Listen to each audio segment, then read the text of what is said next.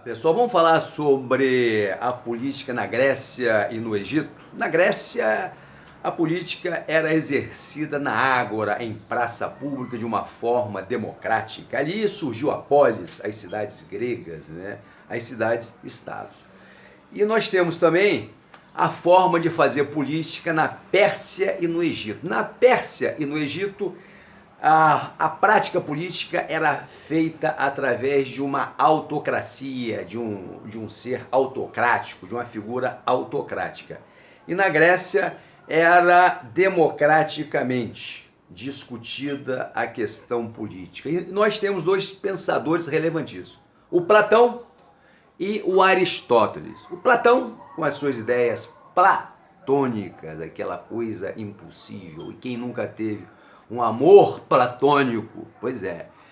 Platão dizia que o governo perfeito era dos sábios, era dos filósofos, pois é, na sua república.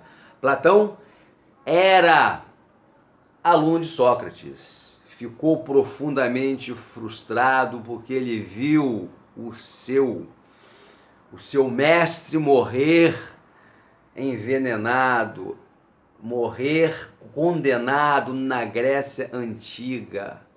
Muito bem? E ele começou a ter seus devaneios. E nós temos também, ele escreveu um livro, A República, são 10 volumes, é importante vocês lerem. Nós temos também Aristóteles, que escreveu A Política, um outro pensador relevante nesse século, nessa questão histórica da política. E nós temos aí a visão do Aristóteles, que dividia a cena em setor privado e setor público.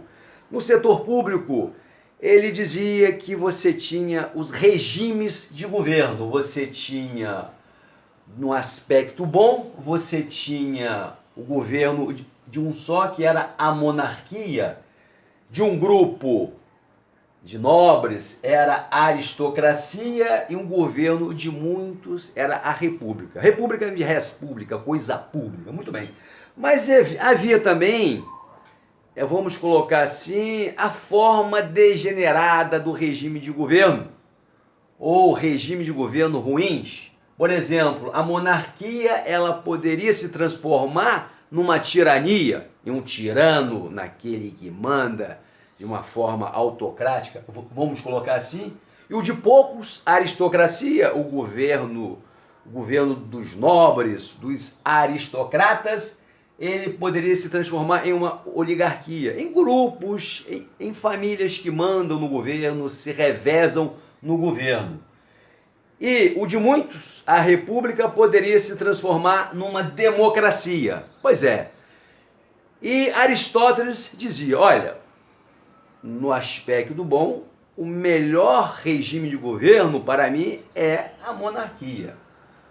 E no aspecto ruim, o melhor regime de governo é a democracia. Na verdade, Aristóteles era chegado realmente a um monarca.